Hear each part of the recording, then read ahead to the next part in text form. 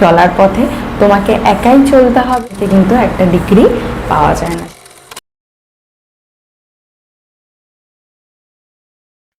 নমস্কার, আমার চ্যানেলে সবাইকে আরও একবার অনেক অনেক ওয়েলকাম। আজকেই আমি ভিডিওটা কিন্তু আইসক্রিম খেতে খেতে শুরু করেছি। আসলে আমি বেশ কিছু জিনিস ইনস্টামার্টে অর্ডার করেছিলাম, তো সেখানেই আমি এই জিরো সুগারওয়ালা আইসক্রিমটা দেখতে পেলাম, তাই ভাবলাম অর্ডার করি। জানি না আদতে এটা কতটা হেলদি।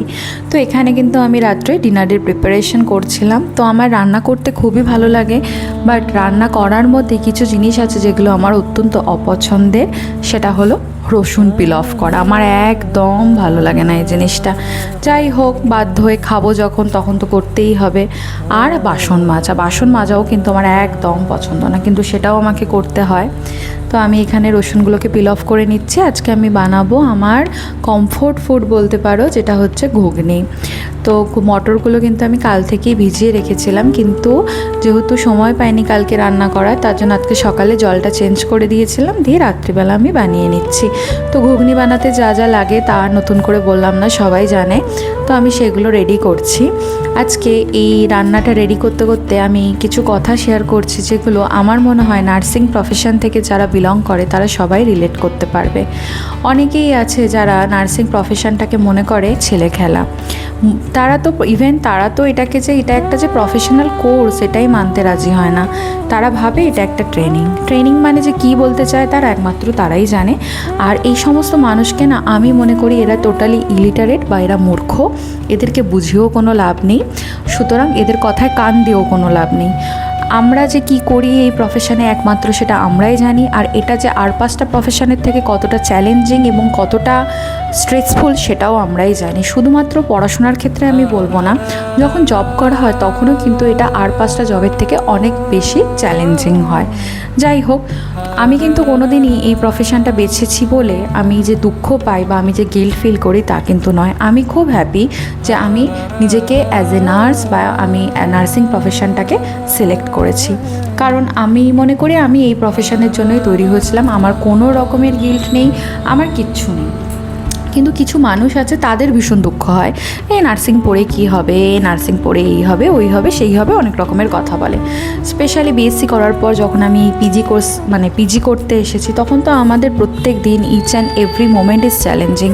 আমরা জীবনের কটা রাত যে ঠিক করে এখনও অবধি, যদিও আমার ফার্স্ট ইয়ারটা কমপ্লিট হয়নি, আর ধরো 4 মাস আছে কমপ্লিট হতে, তো আমি এই কয়েক মাসে যে কটা রাত ঠিক করে ঘুমিয়েছি আমি কিন্তু তার হিসেব দিতে পারবো না।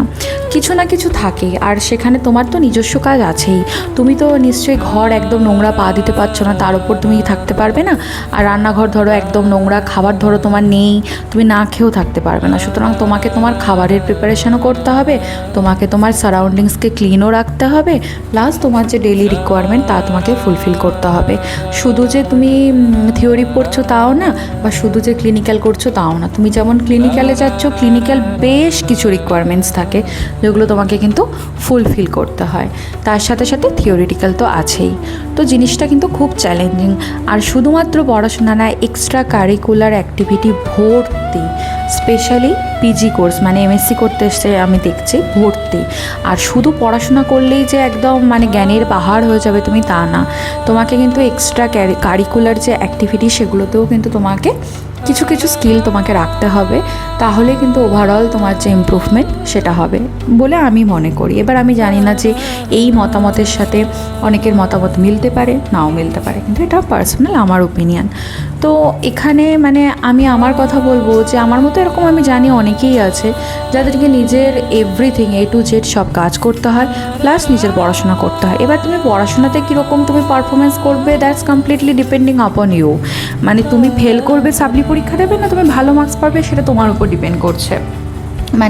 এরকম অনেকেই আছে যাদের কাছে পরীক্ষাটা কিন্তু কোনো স্ট্রেসের কারণ হয় না। তার দুটো রিজন হতে পারে, আইদার সে খুব ভালো প্রিপারেশন রেখেছে, বা হচ্ছে তার কোনো যাই আসে না পরীক্ষার রেজাল্ট নিয়ে।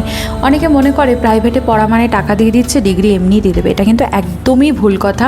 হয়তো কিছু কলেজ এরকম আছে, কিন্তু তুমি যদি মানে খুব ভালোভাবে নিজের যে স্কিলগুলো তুমি অ্যাচিভ করতে চাও, তাহলে আমি বলবো প্রথমত তো সেই সব কলেজে ভর্তি হওয়াই উচিত না। আর দ্বিতীয়ত তুমি যা করছো, যতটা শিখছো, প্রত্যেকটা জিনিস তোমাকে খুব ভালোভাবে শিখতে হবে, যাতে পরবর্তীকালে এই ধরনের মানুষ তোমাকে ক্রস করার আগে 10 বার ভাবে। ঠিক আছে, তো এখানে আমি রান্নাবান্না করে এসে একটু এক্সস্টেড হয়ে গেছিলাম, তাই ফ্যানের তলায় বসলাম। আজকে আমি শ্যাম্পু করেছিলাম, বাট এত গরম লাগছে ওই ভেজা চুলটাই কিন্তু আমি খোপা করে দিলাম। তো একটু বসে নিচ্ছি। হ্যালো, তো এতক্ষণ ধরে আমি তোমাদের সঙ্গে অনেক কিছু নিজের মনের কথা রিলেটেড টু আমার যে প্রফেশন সেটা আমি শেয়ার করলাম। আমার কেন জানি না আজকে না এই কথাগুলো খুব নিজের মনের ভেতর চলছিল, তো সেই জন্য আমি যখন এই ভিডিওটা করছিলাম তো অটোমেটিক্যালি এই কথাগুলো আমার মানে বেরিয়ে এসেছে। তো এখন অনেক রাত হয়ে গিয়েছে, এখন বাজে অলমোস্ট রাত্রি 12:30। ঠিক আছে, তোমাদেরকে শেয়ার করেছিলাম যে রান্নাগুলো করেছি, খাওয়াও হয়ে গেছে আমার, আমি প্লেটটা সাজিয়েছিলাম তোমাদের দেখিয়েছি। তারপর আজকে খুব বেশি পড়াশোনা বা খুব বেশি সেরকম কিছু কাজ আমার করা হয়নি। একটা রিপোর্ট কালকে জমা দেওয়ার আছে, তো সেই রিপোর্টটা মোটামুটি রেডি ছিল। লাস্টে দুটো পোর্শন শুধু একটু ওর সাথে জয়েন করার ছিল, তো সেই দুটো পোর্শন জয়েন করেছি। জয়েন করে রিপোর্টটা রেডি রেখেছি, কালকে প্রিন্ট আউট করবো, দিয়ে সাবমিট করব।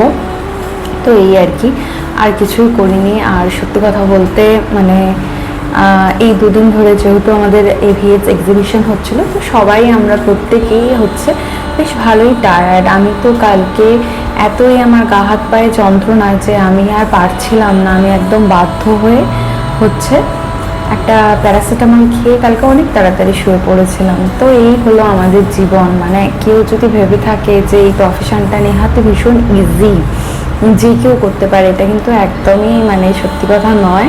এটা যে কেউ করতে পারে না। এর জন্য কিন্তু একটা আলাদা ডেডিকেশান, আলাদা পেশেন্স, আর সব থেকে বড় কথা তোমার মেন্টাল প্রিপারেশন কিন্তু সম্পূর্ণ একটা আলাদা দরকার। আদারওয়াইজ এই প্রফেশনে সারভাইভ করা বা এই প্রফেশনটাকে মানে অ্যাজ আ প্রফেশন সিলেক্ট করা সব থেকে ইম্পর্টেন্ট কথা, ভীষণ ডিফিকাল্ট।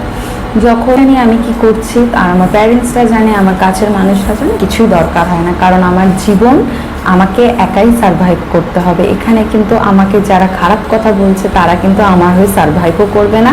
আর আমি যদি আজকে খেতে না পাই, আমাকে কিন্তু কেউ একটা বেলাও খেতে দেবে না।